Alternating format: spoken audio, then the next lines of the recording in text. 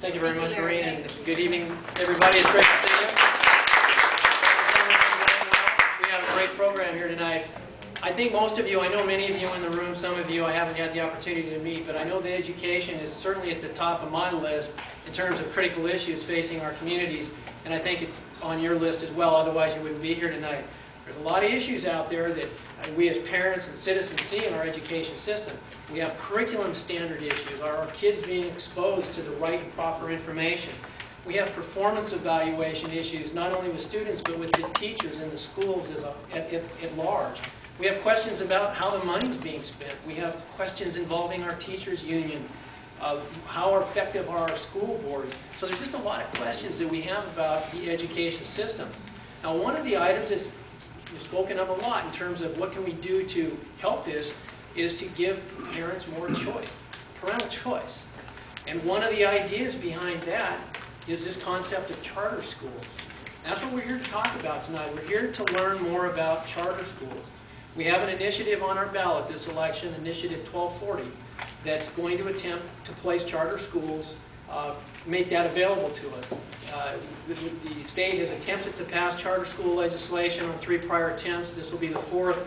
So you're here tonight, hopefully, to learn from our 2 experts about charter schools and this initiative in particular. I want to emphasize that tonight's event is an information forum. It's not a debate. This is a friendly discussion. We're certainly going to invite the audience to ask questions and field these questions to our experts and use that to probe the initiative and get to some interesting discovery on this. But I want to emphasize that this is a very polite and a cordial discussion, not really a debate. And I'll walk through some basic ground rules here in just a moment. With that, I'd like to go ahead and introduce our guest speakers. I'm going to step to this side of the table, and in this corner, representing the supporting position, that's a yes on Initiative 1240, is Lee Finney from the Washington Policy Center. Lee is the director of WPC's Center for Education. Lee has a law degree from Boston University of Law and a Bachelor's of Art from Wellesley College. She's a small business owner. But in spite of all of these responsibilities, she's managed to devote much of her recent history on matters concerning improvement to our education system. We're very grateful for that. She's published a number of articles and studies concerning the shortcomings as well as proposed solutions for the education system. And I'd also like to point out that Lee has actually worked with our education committee on such matters as school performance metrics. And within our group of Tea Party attendees tonight, Jim Johnston leads our education committee, and we've been active and hard at it for the better part of a year now, trying to make a difference among our grassroots citizens. And we've interacted with Lee on several occasions, and she's provided some very good information. So with that, I'm very pleased to have Lee with us again tonight on this event as well. Now, in the other corner,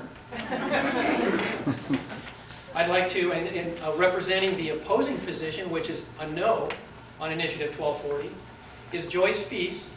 She's a citizen activist and the co-chair of CURE. CURE is an acronym for Citizens United for Responsible Education. This is a grassroots citizens group that is stepping up to try to have positive influence on education.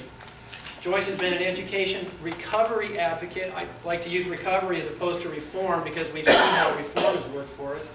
But anyway, for the past 20 years, Joyce has been endeavoring to make a difference in education. Her area of expertise is in mathematics. She's a homeschool supporter, having homeschooled her own children.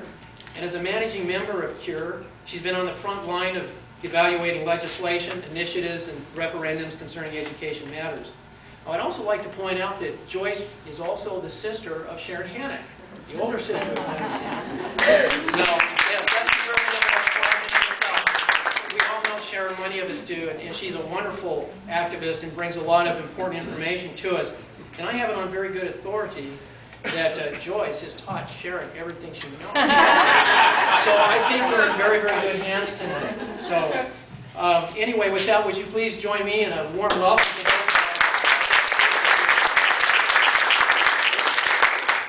Okay, I'd like to just go over the ground rules quickly so that you understand how we're going to manage this and manage our time.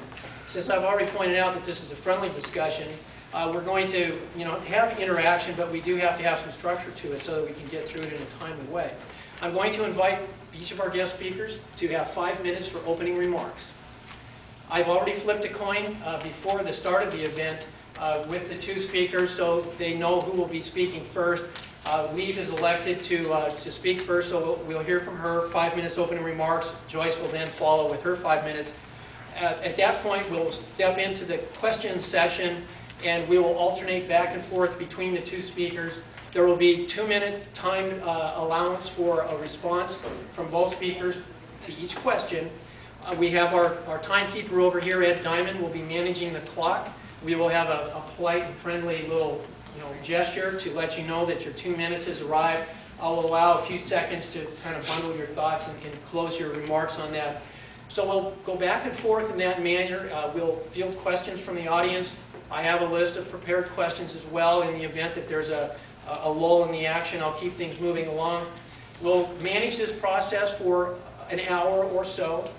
We'll be able to get through maybe 10 to 12 questions in that time frame, and hopefully we'll be able to probe this initiative very well and get to some answers for you on that. So I think I've covered the ground rules, and without further ado, Ed, are you good with the time clock there?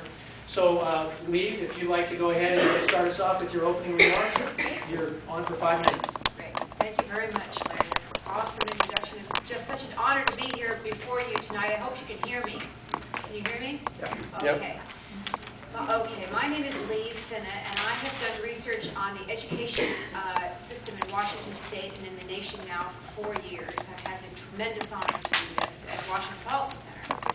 And we have written an education reform plan to improve the schools in Washington State. And what we have observed is that over time, the schools have become more centralized, more condensed, more layers of bureaucracy over them, with the inability of the people that are closest to the students to make the changes that they need to do to meet the educational needs of the students. So we have proposed that the way to improve the schools in Washington State, based on research showing what works, is to put the principals in charge of their budgets, which they're not. They control less than 5% of their budgets in Washington State.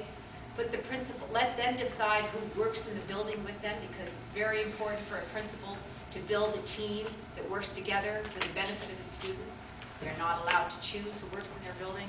And third, and maybe the most, so what have reformers done to try to improve the schools, given this very top-down, constrained system that good teachers and good principals and these poor children are operating under? Is they've come up with this solution, which is known as charter schools.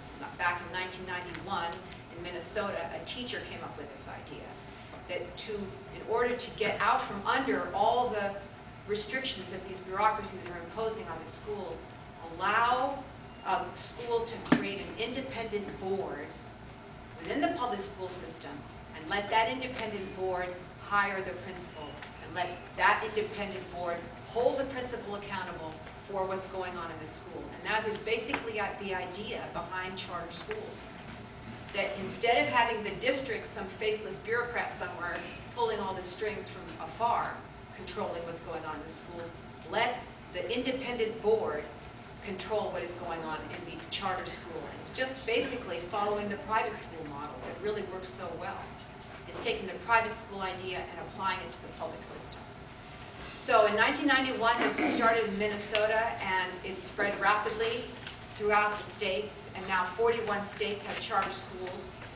Charter school laws. We're only one of 9 states in the nation that doesn't permit charter schools, and that's because we have such a strong education establishment that fights it at every turn, because of course they want to keep control over their bureaucracies and their money. Right.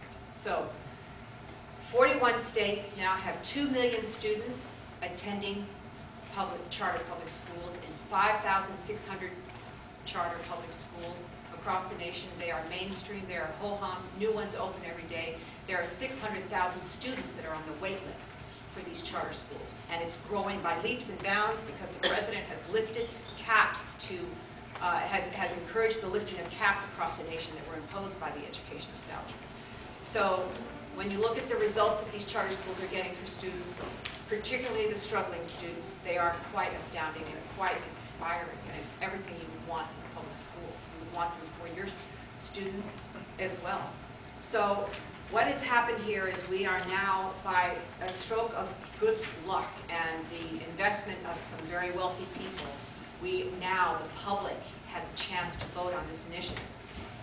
Which would allow charter schools in Washington State for the first time. Now, this initiative is not perfect, but it's extremely good. It is based on the best model legislation. It is based on policy, on the learning of these 41 states, the experience of 41 states with charter schools. This legislation meets 19 of the 20 essential components of a high-quality charter school bill. So it's maybe not perfect in every degree. The legislature can improve upon it when and if it passes. There's strong polling support for passage of this. We are very excited that it's going to pass. There are a lot of details in this that I can describe, but basically it's a modest proposal. Are we close to 5 minutes? Okay, it will permit only 8 new charter schools a year for 5 years for a total of 40 schools. It's a very modest proposal. It will be given priority to the children that are most ill-served by the public schools, the urban children, poor and minority children. They're going to be public schools. They are open to all, and they are a very good idea for Washington State, and I hope you'll support the initiative. Now, I should tell you one thing, is that we're not allowed normally to advocate on behalf, because we're a research organization. Normally, we do not say yay or nay on something, but we have a small percentage of our time we can spend to advocate, like 15%, and I've been given the freedom to come out and say what I think openly, so just so in case you wonder. Thank you.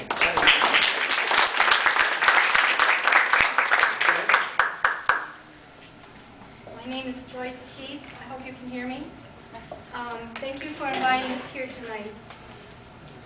If key people wanted to destroy our representative Republican form of government, decided one day to decree that we citizens should have no vote and the government would have no accountability to people, we would be outraged, even if it were just in one sector of our government, such as education.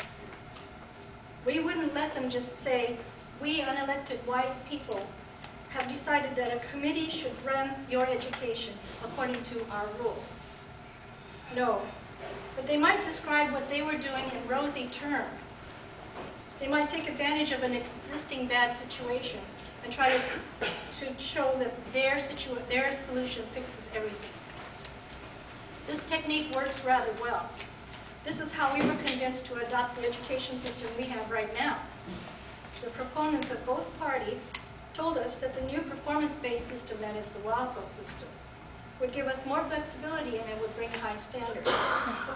This passed in 1993 in Washington and in 1994 in Washington, D.C. With this change, control moved away from the districts to the state level and federal level. Now, almost 20 years later, our students are worse off, and we are being told again, in almost the same words, that we need to adopt more changes which would instead remove more of our sovereignty. Charter schools are part of that agenda, proposed by Obama and tucked into the stimulus bill. The George Bush, Teddy Kennedy, No Child Left Behind law required that all students be proficient by 2014. States like Washington, which asked for and received waivers, had to accept the Obama race to the top requirements. In this way, Obama was able to swap out legitimately passed law for executive branch policies, overstepping the separation of powers. Obama said Secretary Duncan's agenda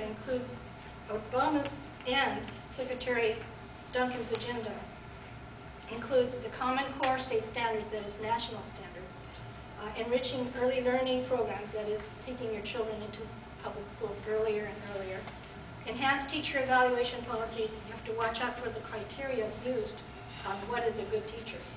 and a supercharged data collection plan on every student, and charter schools are part of the mix.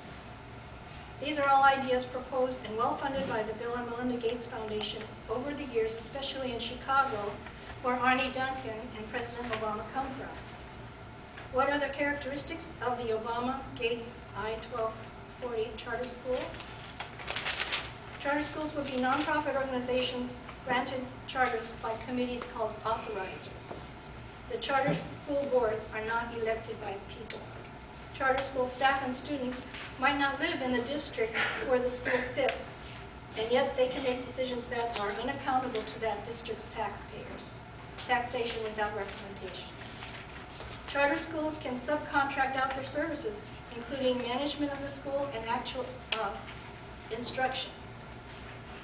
Charter schools can even be from other nations. In other states, there are already Turkish Muslim schools. Who are the authorizers?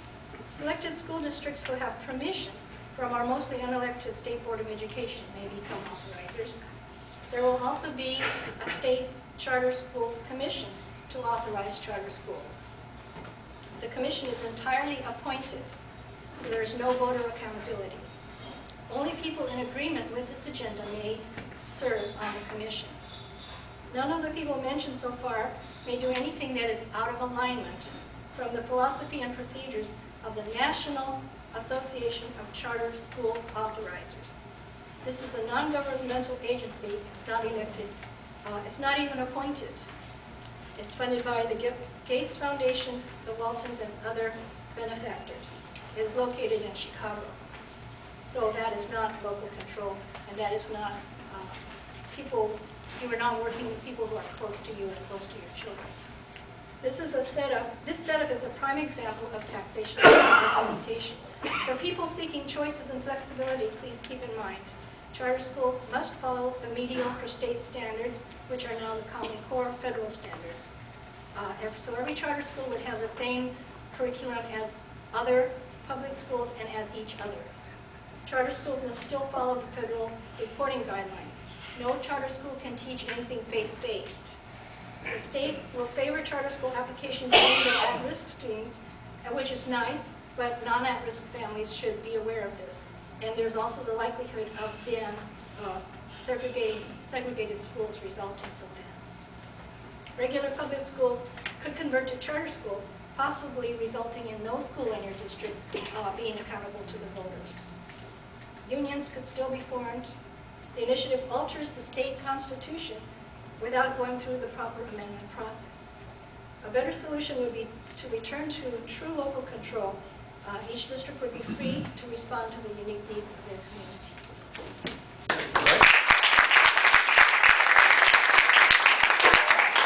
Thank you very much to our speakers for their opening remarks. Joyce will have the opportunity to start with the first question. The first question to you, Joyce, is this. In the Charter School Initiative on page 2, it refers, in quotes, I'm going to cite some problems that affect chronically underperforming schools. So what, in your opinion, specifically, are the problems that affect chronically underperforming schools, and how will the charter schools solve these problems? So Joyce, 2 minutes. I think the problem of the schools, one of the largest problems is the curriculum. There's an article on the internet called "It's the Curriculum, Stupid." And if you look at the math curriculum, they don't teach math facts. If you look at spelling, they don't teach spelling.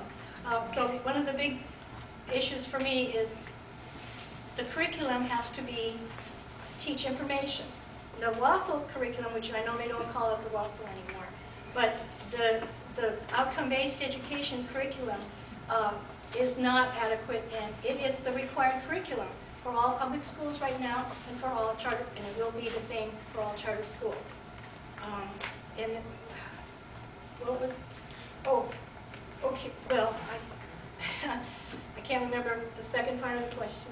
No, you're doing just Okay. fine. We Well, were okay. Keep My going. point that I think is that there are some good charter schools and some bad charter schools. There are some good public schools and some bad public schools. what we really need to be doing is to find out what are the things that work and then use those things, because there's nothing inherently magic about charterness. Yes. The best thing is good curriculum and also good family support. And non-intact families are another big part, and so discipline is another bad part of schools which can be fixed. I mean, I don't know if it can be fixed because schools are afraid to discipline and families are not there to support the kids and the teachers. Great, thank you very much. So the same question. Same question. Same question. 2 You want minutes, yes. to know, public charter schools are designed to find solutions to problems that affect chronically underperforming schools. And Sharon said, I'm sorry, Joyce says, I'm sorry. I'm telling you, Joyce said it's the curriculum. I actually think it's more than the curriculum. It's how they structure the schools. There is a very high-performing charter school called Harlem Success Academies in New York City. And the woman who's running that is named Ava Moskowitz. You may have seen her on the movie Waiting for Superman. Mm-hmm. And she explains what they do. They get these are children that are very poor in Harlem. They are getting 2 more hours of instruction every day. They are training their teachers 4 weeks before the school year even starts. Now that can't be done under a typical traditional public school because the work rules are so restrictive. You can't add 1 minute without approaching the union and having to pay more money. You can't add 1 more day of training for teachers unless the union is placated. So what happens with a charter is that you get out from under the restrictions of the work rules by the union. You get out from under the restrictions from the district. It's not correct that charters will have the Common Core curriculum. They will be able to choose their own curriculum and do what the children actually need. And that's why there are all these high-performing charters out there. And I put on your table a little summary of the major charter school studies that are out there. But there's all sorts of high-performing networks of charters, KIPP Academies, Knowledge is Power Program. I think I've answered. And those Green Dot charters, rocket ship charters, they address the needs of the poor, underperforming children and really raise them up, which is what you need, these children. For the second round, we'd like to field a question from the audience, if we have one. Yes, back in the blue. Do I need to go up there, or can we stay there? Can you pick the audio up from back there? Or? Can you hear me? I can, but please speak up, please. Okay, so my question is, right now I've pulled my child out of traditional public school and I'm in a parent partnership program where it's half homeschool and it's half, technically she's a full-time public school, but the structure of it runs according to the center. The curriculum is completely in my control except for the classes we take there. So I understand the point that this still says you still have these sort of state standards, but the way that this particular program, which is part of the alternative learning, approaches it, does give me more control, does give me more choice of the curriculum, does give more flexibility how we meet that. And my question is, wouldn't that be the same thing for these charter schools? They may still have to meet these goals, but the way you approach them would be different, and therefore you're not going to get the same crummy curriculum that I have in my local school district, which is why I'm pulling my kid out. Do you understand that? Yes, I think so, and that is exactly right. I mean, it's my turn. It is your turn. That is exactly right. We need to have more programs within the public school system that allow the flexibility and control that you're getting with your homeschooling. I mean, you remember the fight against homeschoolers 20 years ago, and they were, you can't do that, you can't do that, and now it's a very growing sector of the public school system. So that's just, charter schools are just another choice. Teachers are right. I invite you to read my blog at WashingtonPolicy.org. We've been having all kinds of comments written on these blogs that I write about the benefits of charter schools. And I had a teacher last night write, it's going to be the best thing when we get charter schools here because my administrator is now going to have to treat me better because he knows I'm going to be able to get a job at a charter school instead. Think about that. Competition, choices, that's what drives improvement. We have a monopoly system that is running our schools, and the only way to break up a monopoly is to give the customers choices so they don't have to attend that monopoly. I mean, All right, thank you. Joyce, 2 minutes. Choices are good and competition is good, but this charter bill does not support that. And on page 8, section 204, it says that the charter schools must follow the same essential academic learning requirements as the regular schools. And it used to be, we used to have state standards, but now those are Common Core federal standards set in Washington, D.C. So there's not really going to be that much freedom with them. If you're going to have a shorter, maybe a longer leash, but you're still on a leash. And the same with the the parent partnership programs, the alternative learning. You're doing it. It's public school at home, so it's not really true homeschooling. But back to whether you have the freedom or not. Everything that the authorizers authorize, and all the charter schools have to obey in the contract. They have to obey things that are mandated from the National Association of Charter School Authorizers. They're located in Chicago. There's no accountability. We don't vote for them. We don't. We can't petition them if we don't like something. Too bad. So there is not that freedom, and there's competition in that you can learn the same federal standards in the blue building, and you can learn the federal standards in the red building. And there's some leeway you can sing it, and you can act it, and there you use all the different learning intelligences and so forth. But basically, the learning is tied in with, it has to be the Common Core state standards. Also, I heard someone mention that you know about Agenda 21. Yes. Through the President's Council on Sustainability, all the Common Core state standards line up with Agenda 21 too. Okay. Thank you very much. Okay, yes, sir. Next question. And this is a new question. Yes, it is. Okay, and this will be coming to Joyce for first response. So go ahead with the question. My name's Lawrence Hutt. I'm from Tacoma Narrows Tea Party. I've been studying this for a little while. A couple of things strike me. Number one is that we have so much control that has already been ceded to the Department of Education that I'm not sure that anything we pass on the state level we can necessarily get a waiver for. It almost looks like if we want a waiver, they're going to require us to shape whatever comes out of this in their own way. That's just kind of like my observation from a legal point of view. I'm paralegal by trade.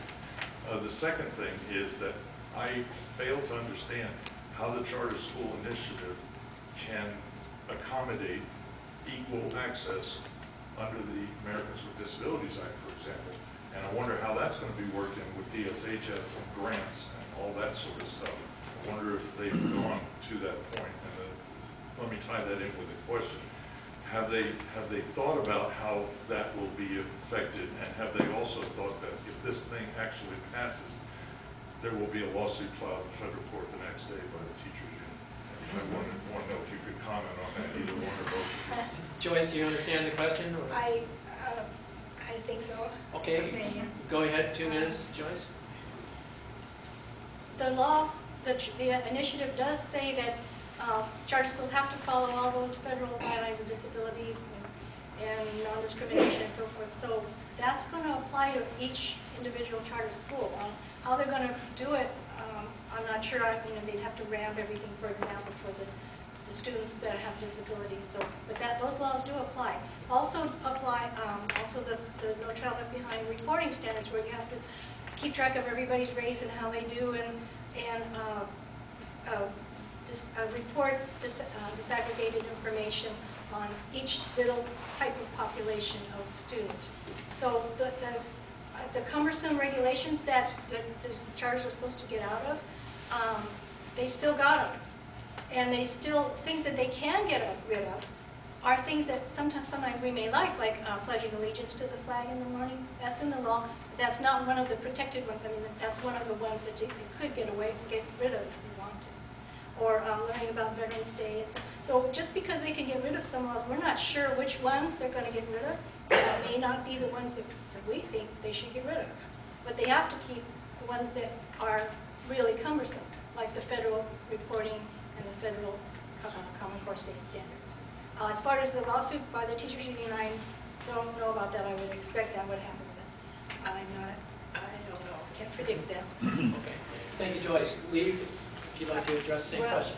I'd like to say, yes, it's true that these charter schools will have to test the kids because according to the No Child Left Behind Act. It's true there are going to be some accountability measures to make sure that these schools are still performing. We have to know that the children are learning in these schools. So we can't give up all oversight over them. But it says right in the initiative that the purpose of the charter school is to provide flexibility to innovate in such areas as scheduling, longer instruction, maybe more learning time, personnel, allowing the principal to choose his or her teachers. That's a critically important thing for principals. If a leader of a school has to be able to have everyone with him on the team, and that doesn't happen in the traditional schools. So he'll be able to pick his people. That's far more important than the Common Core standards. And funding, he's going to be able to control the dollars that comes to his school. So they're going to all get together, the principal and the teachers, to say, see that terrific new online learning tool that we can use to teach math? Let's buy it. Now, that's not possible in the public schools today because they don't control any of their money. Think of the authority that they are going to get under this. And this is it's only 40 schools. If they do well, after 5 years, they will be able to be expanded. But there's oversight by an appointed commission, but appointed by the governor who you elect, appointed by the Speaker of the House, who you also elect, and appointed by the head of the Senate, who you also elect, very much like the University Board of Regents system oversight. So there's accountability, and local school districts can apply to become authorizers, and so there's accountability there too. Great, thank you very much. Okay, sir, next question. Hi, good evening. My wife and I are just guests here tonight. I'm trying to understand something.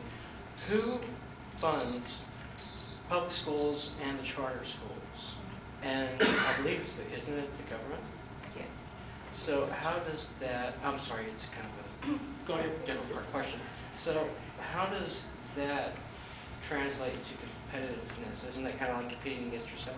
Well, the public charter schools are public schools, and they're funded just like traditional public schools.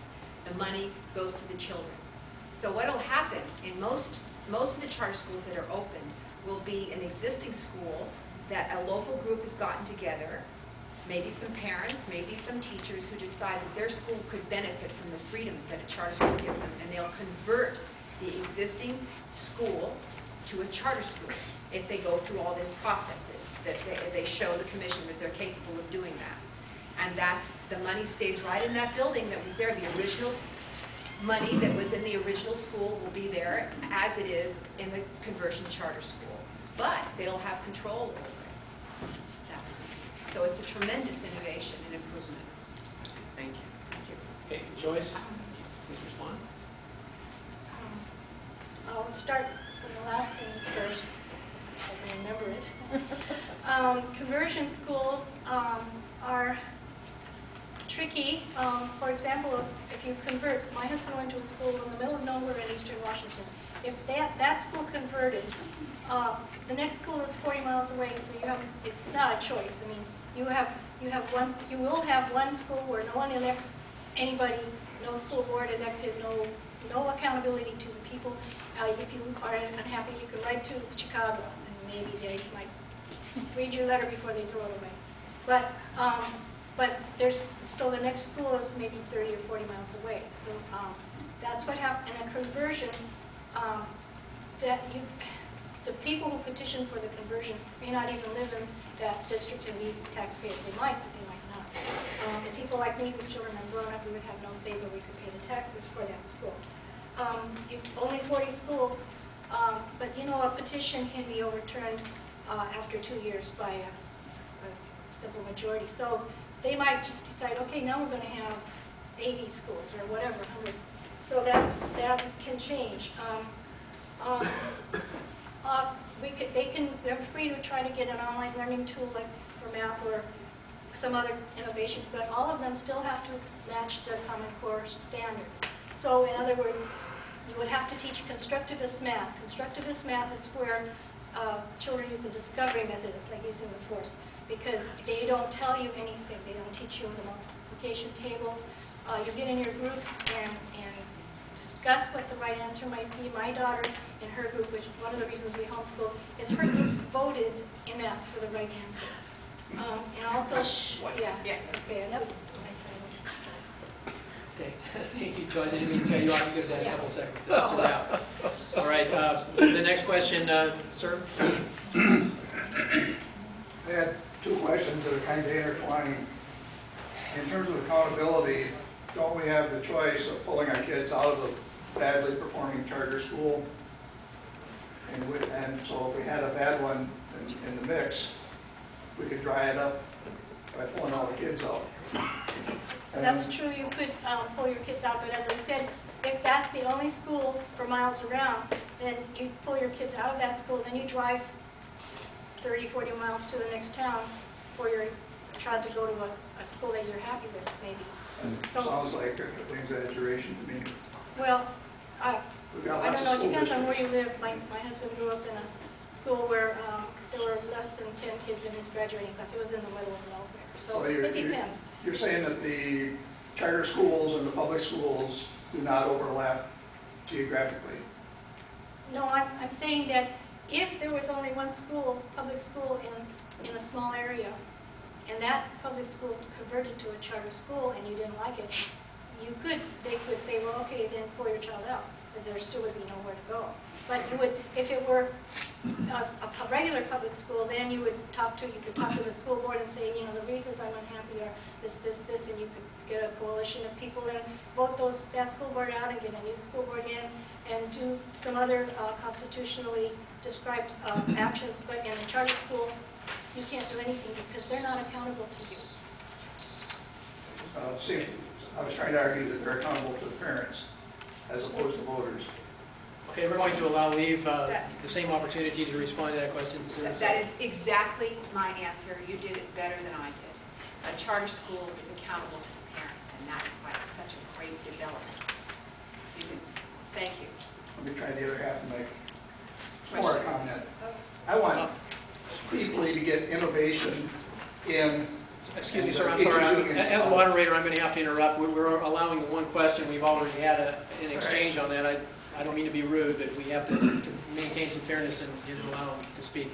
Yeah, Dave. Hey, Larry, Joyce has thrown out a curriculum shot across Liv's bow here that really hasn't been responded to. She said that the curriculum is dictated by Chicago and there is no ability to change that at the local level. And Liv hasn't said that isn't true.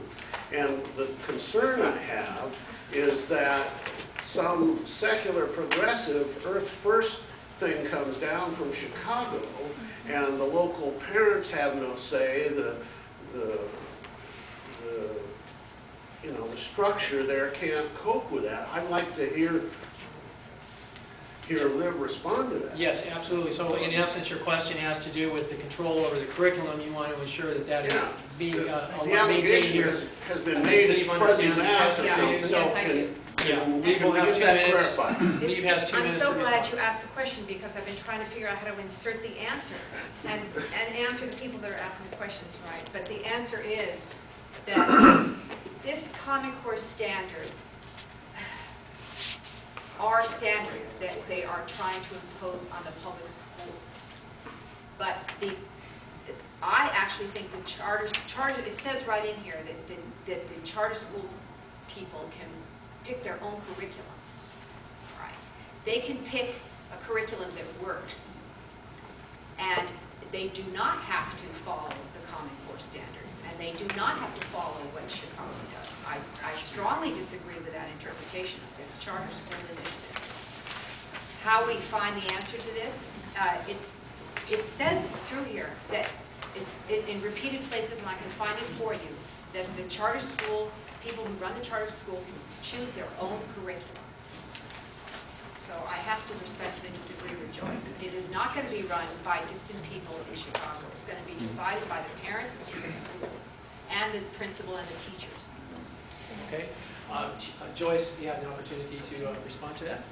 Well, the bill on page 8, it says it must follow state standards, but the state has passed Senate Bill 6696, and it says that the Washington State will follow the federal Common Core state standards. So we are following the state standards. The state has adopted the Common Core state standards, so we are following the federal standards. There was another question about parents having the say and having control. The parents of that school can pull their child out or not, but the things that go on in that school are being paid for by the voters and the taxpayers. I, for example, wouldn't have children in that school, but my taxes would go for that. There are a lot of people, the children who are in that school may have driven in from some other district. The teachers who work at that school may have come from somewhere else. So they may not be voters in that district. Okay, thank you, Joyce. Sir? Sure.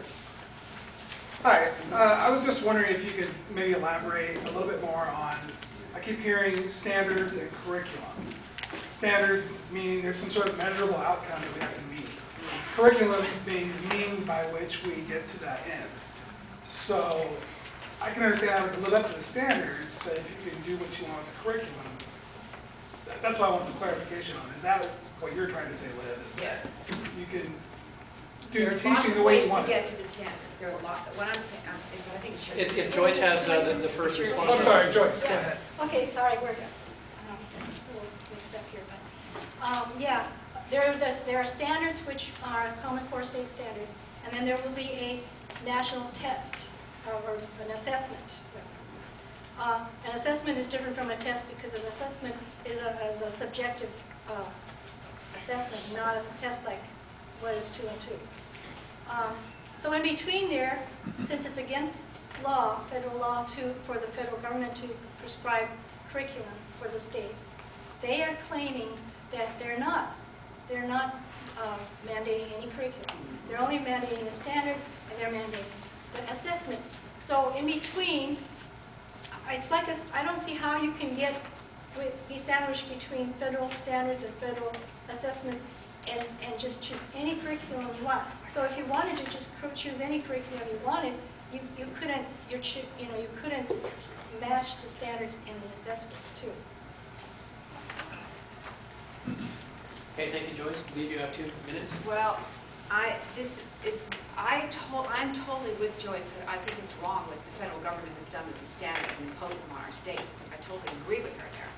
But I don't agree that these charter schools aren't going to be able to meet these assessments with multiplicity of curricula, because there's lots of ways to teach a subject, and you're going to be able to pick a math curriculum that actually works for the kids. So, you know, this is all very technical stuff, these standards, but the overriding notion of the charter schools is to have control over the whole, not just the curriculum. The teachers who are teaching, the principal who is leading the school. That's extremely important to get good outcomes for students. The time that's spent on instruction, all these things, the different modes of teaching that there exist. There's just a lot more freedom and creativity possible through the charter school model. That's why parents want them so much. All over the nation are signing up. They're deciding that safety, for example, is more important than anything else to them.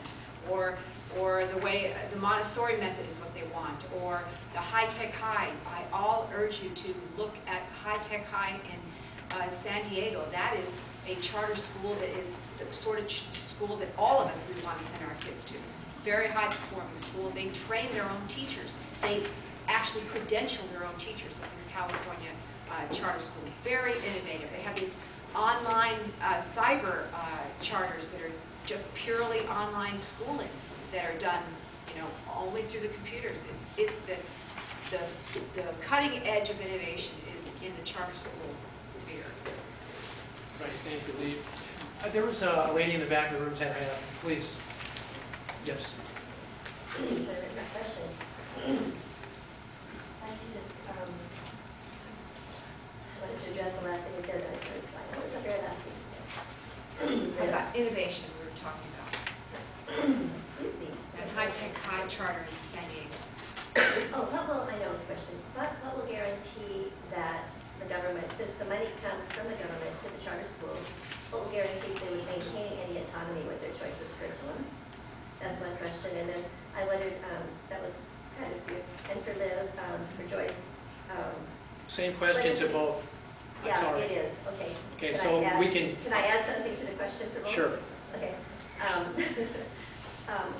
What are some examples of the type of curriculum that we would not want, and teacher standards that would be what a lot of people here are concerned about, that we would feel could be forced on the charter schools if they were not allowed to have their autonomy in terms of teacher standards and actual curriculum? You mentioned math at one point, Joyce.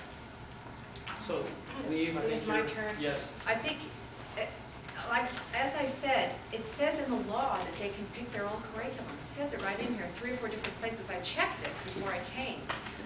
And it's in here. And the authorizing entities are required by law to respect the autonomy of the schools. So it's written in the law. Could it be easily changed?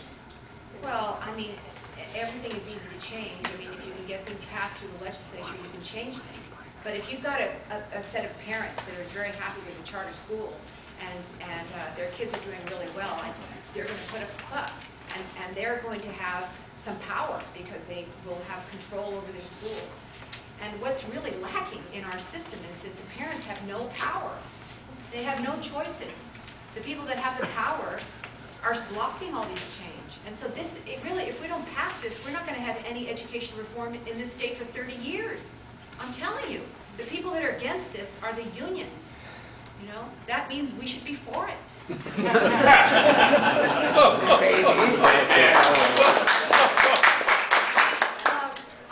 Maybe I'm being too blunt here, but seriously, this isn't a good bill. Okay. And Joyce, you have your 2 minutes. Yes. Well, a good friend of mine says that even regarding the unions and they're being against it, well, in this one case, I agree with the unions, and a good friend of mine says that even a blind squirrel bumps into a nut once in a while. And so that's not they're not always, I don't always disagree with the unions. It depends on ultimately if they're right or if they're wrong. And as far as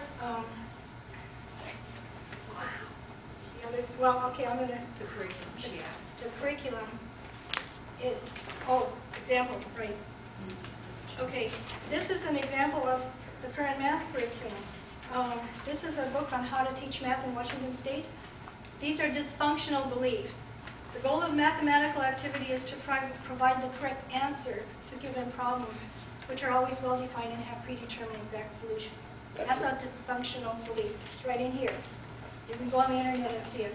The nature of mathematical activity is to recall and apply algorithmic procedures appropriate to the solution of given problems. That's dysfunctional. That's why kids aren't being taught long division anymore, because it would be actually applying an algorithm. The nature of mathematical knowledge is that everything, facts, concepts, procedures is either right or wrong with no allowance for a gray area. That's dysfunctional according to this book here. As far as how to teach, here's a description of what a bad teacher is. Students believe there are right and wrong answers to questions and work to determine what those are. So those are in the professional development book. These are the kinds of standards, the constructivist philosophy, which is in our Common Core and our current state standards and in the federal standards. That's the philosophy, the constructivist philosophy in the curriculum. You can choose any curriculum you want as long as it fits this. Okay, we're going to go on to the next question then. Sir, the question is, what do you define to be curriculum and what do you feel is needed for curriculum? Is that generally the question? Curriculum? Yes. Yeah, I would like to know what So Joyce, would you care to What have is the first? anything? She's going to respond to that. Curriculum used to be actual things, information, multiplication, names of states, and whatever. That's what the educational elite now call lower order thinking skills. Lower order thinking skills are skills you need to know first before you can build upon them and learn how to analyze information and synthesize information. You need to know your lower order thinking skills first. But the school system, if you read in all this literature, they're teaching higher order thinking skills. That is, they're teaching, it's like building a house and starting with the roof and skipping the foundation. So their curriculum is teaching you how to feel about, the environment or whatever. Their curriculum is constructivist. They aren't going to teach you stuff. They're going to have you discover it because they say you own it if you've discovered it. They have you learn in groups. So their curriculum now is based on standards that they say you should learn how to work in groups and be a constructive learner, cooperative learner. And it's not based on information. That one thing is, I think, regarding sustainable, if I can get this in. I was talking to a professor of a teacher's college. He teaches teachers. And he was also very much into sustainability and your Agenda 21 that you all know about. And he said, I said that people are not learning enough math, and I'm a math major, to become engineers and scientists. And he said, oh, we have too many engineers and scientists already, that engineers build dams and kill fish, and they build factories and use up fossil fuels, and they build cars, and you use up gas and the resources. So America has too many engineers, we should have fewer. So he was all happy with, this is intentional, I think, the dumbing us down. And so then when they've dumbed us down so far, then we will jump at any kind of solution, even some solution that would take away our sovereignty. Thank you very much. We go ahead 2 minutes. Thank you for your question on the curriculum. A curriculum is just a textbook that teaches the content matter. And Joyce has made the case for me that the schools are using poor curriculum in math. I totally agree with her. And so that's why the Charter School Initiative is so important to pass, because it says right in here, this initiative will, on page 3, allow public charter schools to be free from many regulations so that they have more flexibility to set curriculum. That's the first thing they say. And budgets, that's important too. Hire and fire teachers and staff, that's extremely important. And offer more customized learning experiences for students.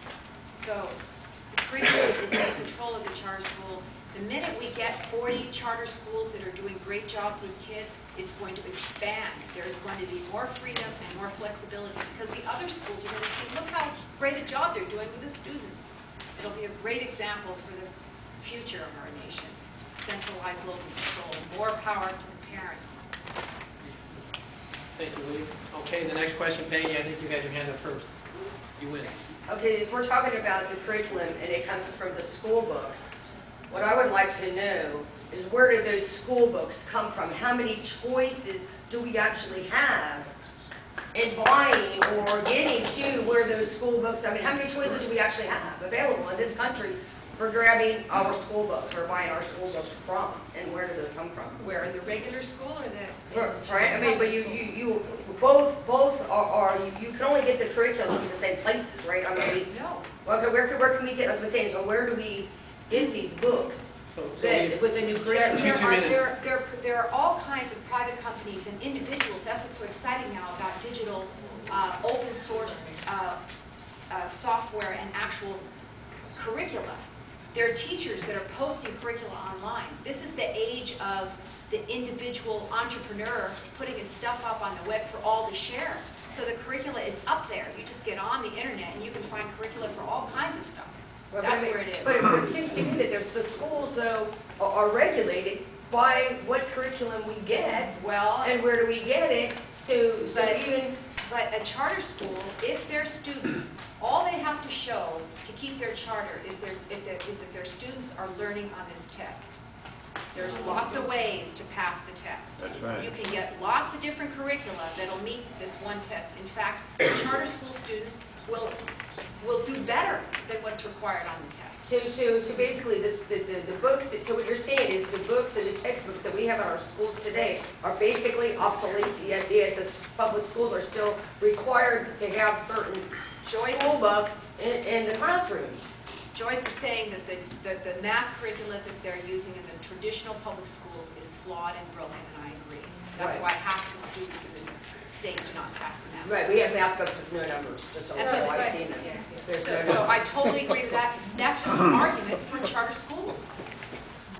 So you're saying is you have a source for So a charter school curriculum. gets out from under the district. The districts make all the decisions. That they buy, actually Randy Dorn and the people in the OSPI, they buy the curriculum. They go to Pearson, they make a deal, and they buy the curriculum for the state. Right, It's crazy. right. And so one guy in Olympia is making decisions for all these different types of kids all across the state. Is crazy. The charter schools will allow, they will be able to, these teachers will go online and download whatever works for their kids. It's a great deal. Pardon me, can I say something? Thank you. We'd like Is to, that made in China? Those books? Joyce Oh, made in has 2 Saudi minutes. Arabia. Joyce has 2 Made in minutes to Saudi Arabia. respond to the question. Joyce, the floor is yours. So much there. First of all, our state does not have statewide textbook adoption. So each district can adopt whatever textbooks they want, but they don't. But they just kind of go with the flow. But they do have the ability, if they wanted to use it, to choose really good textbooks. The books have to follow. You're right. I mean, I know that you're thinking there's only Pearson, McGraw-Hill, and Holden Mifflin Harcourt, the 3 major textbook companies who make textbooks for the whole country. But they also have other lines. They have one line they sell to public schools because that's what public schools will buy. Then they have a different line they sell to private schools, and homeschoolers have their own. So for example, Saxon Math, they sell different books to us homeschoolers than they do to public school. It's a business. They're going to meet everybody's needs. If you go online, in the corner it's going to say meet state standards. And those, so that they can get funding from the state. They have to tailor-make their program to fit those state standards. The law here says on page 8, I mean, the initiative, provide basic education. This is what the charter schools are supposed to do. As provided in RCW 28A 150-210, including instruction in the essential academic learning requirements and participate in the statewide student assessment system as developed under RCW 28A 655.070, which means they have to follow the curriculum.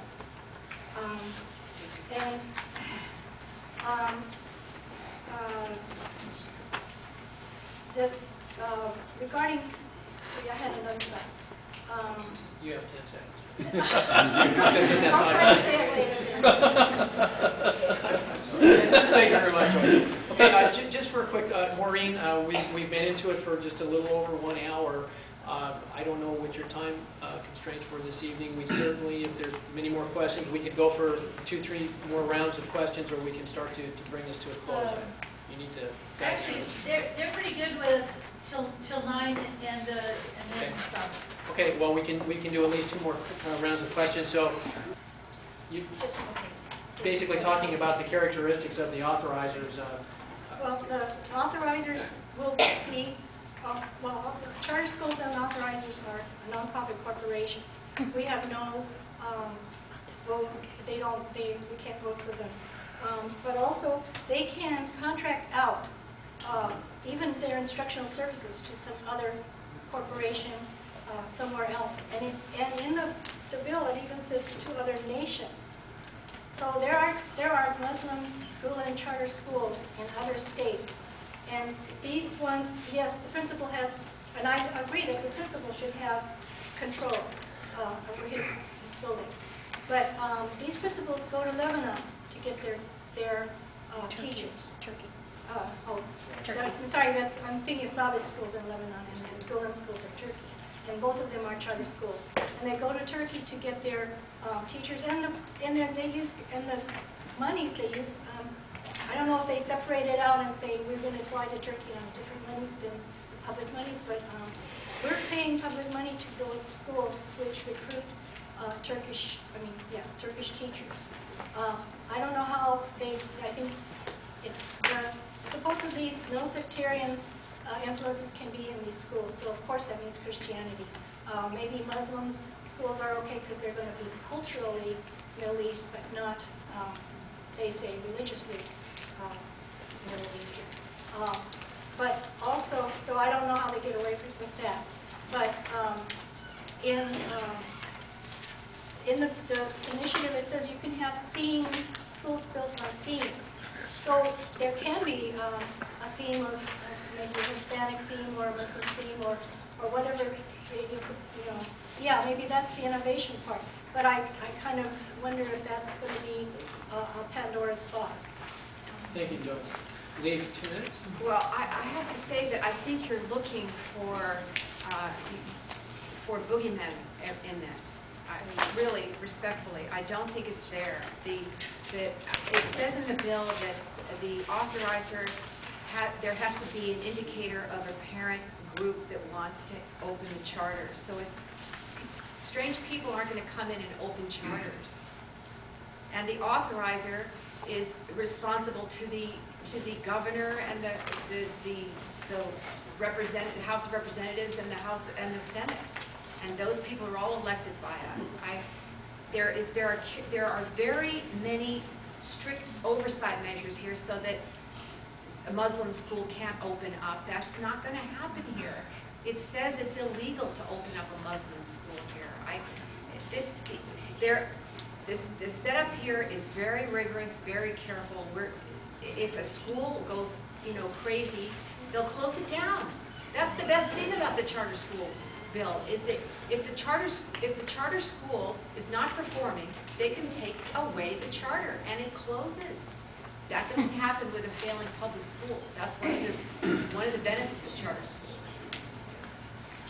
Okay, thank you, Leaf. James, I think you had your hand a couple times. I did. I've been trying to get in here. I'm concerned about oversight. And Louder? No, I can't speak louder. This is it. Okay. I've had a throat surgery. This is as loud as I go. We currently have schools which are not functioning well, not teaching well. So we allow a charter school to either be created out of whole cloth, or it converts an existing school to a charter school.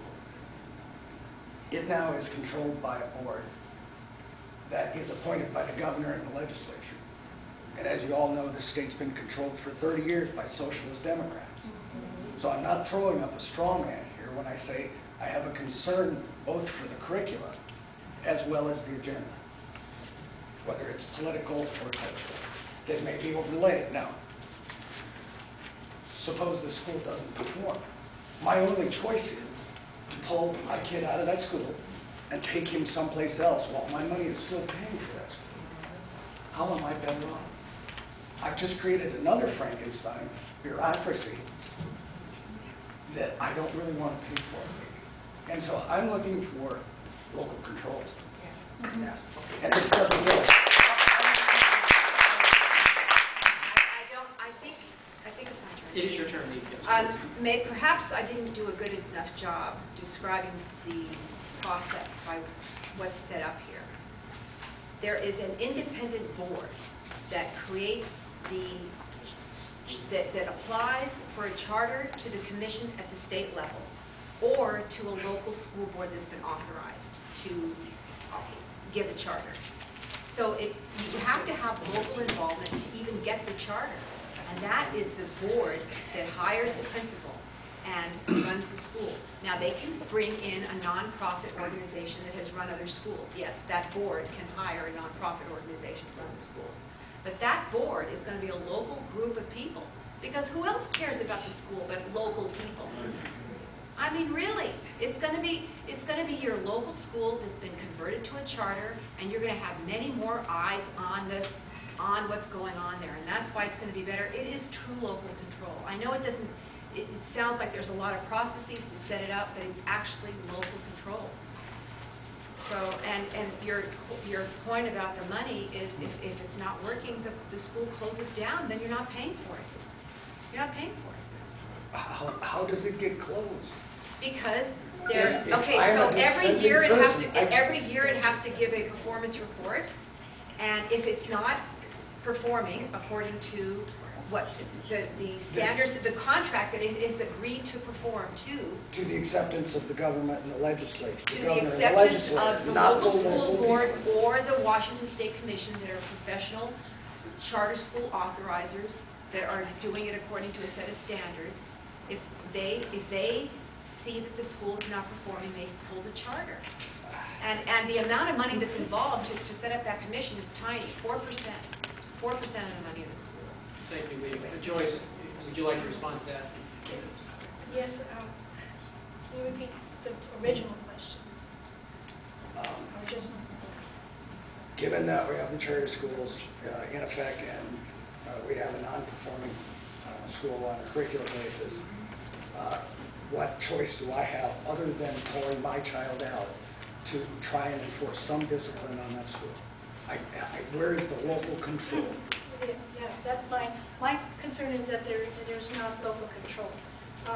And you can pull your child out. Meanwhile, there are a lot of people paying for that school who don't have children in that school or who have children that are grown up.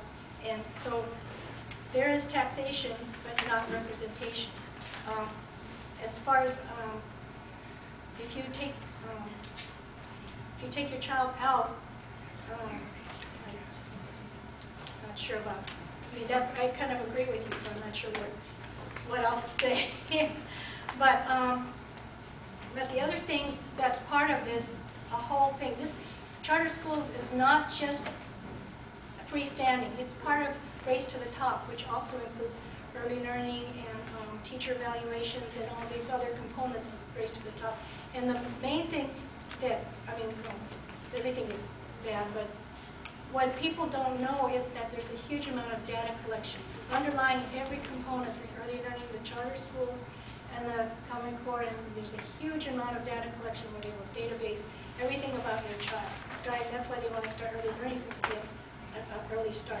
So that's another component of this whole plan that is not being talked about. And I wanted to bring that up. Thank you very much, Joyce. I'd like to recognize the lady in the far back. Thank you. I don't have a question, but I do have a comment. I have 2 grandchildren in Washington State schools and 2 grandchildren in a charter school in Virginia. Same gene pool. They're doing much better in Virginia. They are doing very well. I recognize that there are a lot of things that we have to answer, but I homeschooled some of my children as they were growing up. I think that the only option we have with public school right now that's not performing to meet the standards that we need for our children, and I'm not talking about the state standards, I'm talking about our own children's needs. We can only pull them out. That is our only option. If we have charter schools, we have a little more control because the state recognizes that we are going to make our own decisions and we are going to find answers. We are not under their thumb. Virginia is outperforming Washington according to the way my kids are being educated, my grandchildren. So I am definitely recommending to us that we give it a shot. If it doesn't work, what have we lost?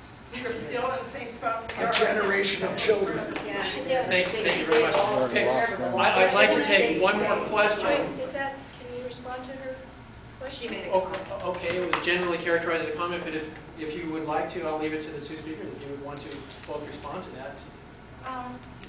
Virginia, the Common Core state standards have been endorsed and accepted by 46 states. Virginia is not one of them. Virginia, Texas, Alaska, and Nebraska have not jumped on the Common Core state standards. Virginia standards are better. As far as local control, see, I have a bunch of things. I have so much to say, I'm sorry. Okay. Are you finished in addressing? For the Virginia standards. Okay. Leave if you'd like to respond as well to that. All my husband explained it like this to his employee. He said, who is a young child, he said, if you have put your child in a charter school, you can go to the principal and say to that principal, I don't like what's going on with the curriculum. And the principal is going to have to listen to that parent, because if he doesn't make the parents happy, the board is going to get rid of the principal. And that is an entirely different paradigm than we have in the public school system today. You go into the public schools and you can't tell the principal anything because he doesn't care about you. He doesn't care if you're happy. He doesn't care if you don't like the curriculum. He gets his money every year regardless. And that's what's different about charter schools, because the parents can go to the independent board and say, that principal is not performing, those teachers are not performing, that curriculum is terrible. And they will listen, because they know that their money will leave and the school will close down if they don't get the support of the parents. That's what this is about. It's local control. This is why 600,000 children are on wait lists for charter schools. Parents are making those decisions. Parents want more charter school access. That should tell you everything. Thank you very much. I'd like to allow us one more question, and then after that I'd like to defer to our speakers to do 3 minutes each of just closing comments to kind of wrap up and reemphasize any points that they'd like to leave us with. And then at that point we'll be effectively at 9 o'clock, which I think is the end of our evening. So I'd like to recognize somebody who has not had a question yet tonight. The gentleman in the red shirt, center of the room. Question, please, no statement. I'd like this to be a question. Thank you. I'd like to know how each one of these affects homeschooling.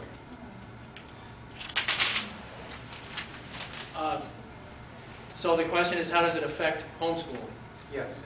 Okay, Lee, if you'd like to start that off. Well, it's any additional choice to the public schools that we introduce within the public school system, like charters, helps all the other choices that are out there, like homeschools, online schooling, running start, going to college when you're in high school. Anything that is introduced that is a new idea helps the other good ideas that are out there, because it protects homeschooling. Homeschooling is always, they don't like homeschooling, right? They want to close down and restrict homeschooling. The more choices that you have, like charters or vouchers or tax credit, the more protected homeschooling is. So that, I think it strengthens homeschooling. Okay, thank you, Lee. Were you finished? Yes, I am finished. Okay, Joyce, you have 2 minutes. Well, there's nothing in here really, but I think that I homeschooled for many years. The thing that we saw after we homeschooled and so many people came out of the public schools to homeschool is that this public school started creating all kinds of options, and they were they called them homeschooling, or they pretended like they were homeschooling. They were trying to erode the homeschool base. So any kind of new supposedly option, there's really close scrutiny, and it's something that really has to be watched, because public schools really don't like homeschoolers, and any way they can, they will try to erode homeschooling. Right now, as far as, there's nothing in here on paper that says anything about homeschooling right off the bat, but it's something that we have to really keep an eye out for. Also because, as I said before, initiatives can be changed after 2 years, and we don't want them to stick something in there later on. Okay, great, thank you. Joyce, I'm going to recognize you to allow 3 minutes of closing remarks if you'd like to. If you want to defer to Lee, I'd also give you that option if you prefer to allow Lee to speak first on closing remarks. You have the floor, though. It's your choice.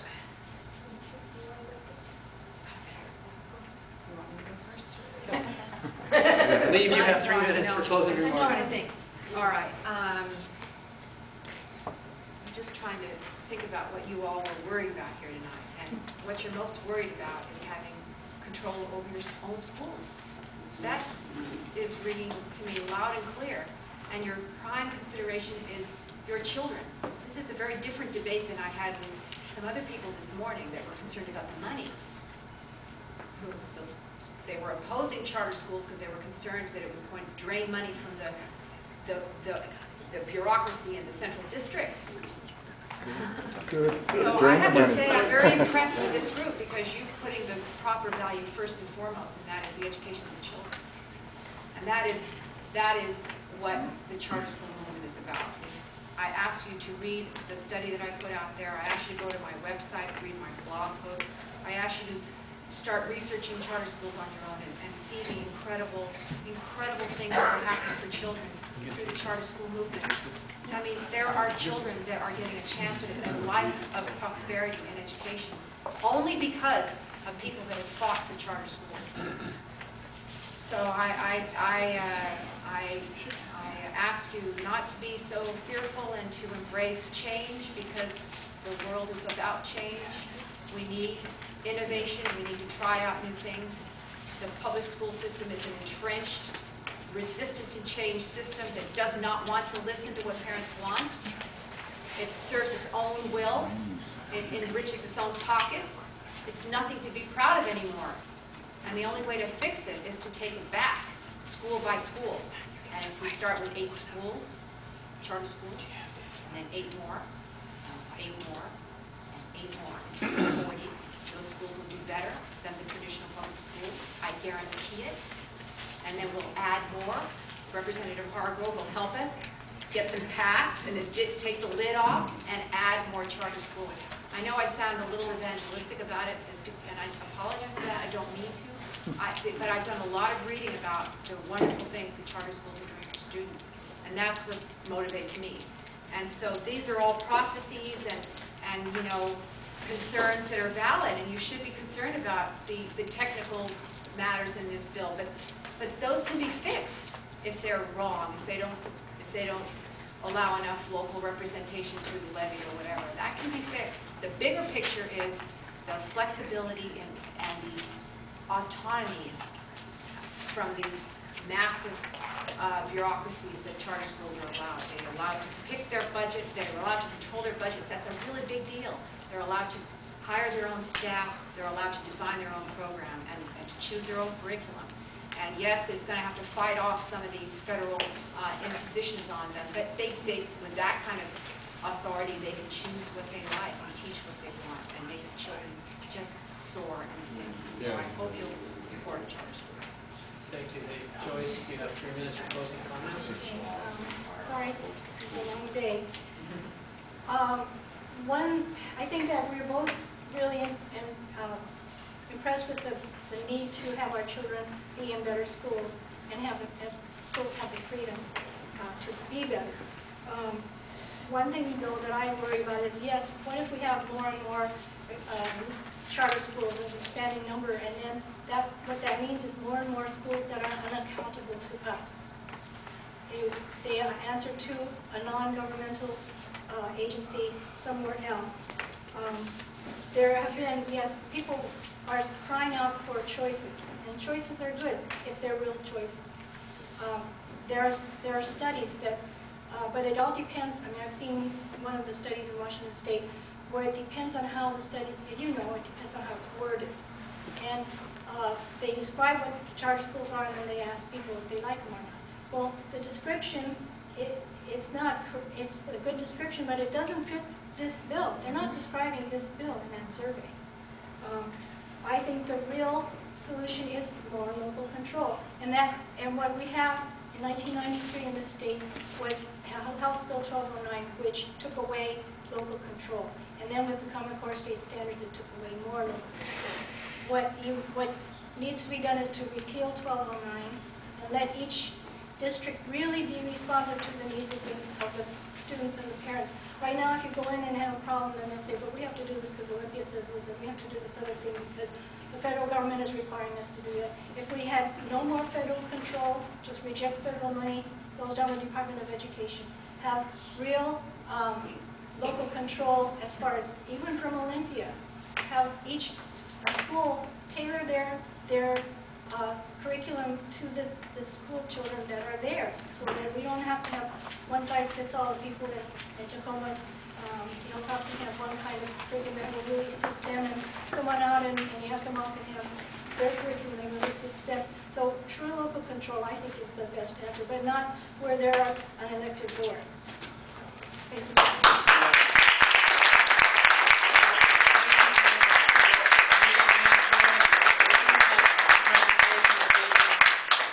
Appreciate the time and effort that you both put in here tonight. And I know that the audience also has done a great job of preparing questions. Thank you for doing that research and coming prepared here tonight. I just also want to, I'm impressed. You know, this is a tough assignment to sit up in front of a room full of people like this and have questions logged out here like this, not really knowing what those questions are in advance. So this is a fantastic job by both Lee and Joyce. And I got a lot out of it, and I hope you did too. So thank you very much for coming. Maureen, I'm going to turn it back over to you and let you manage to close on this. I'd just like you all to observe, neither one of them used a teleprompter.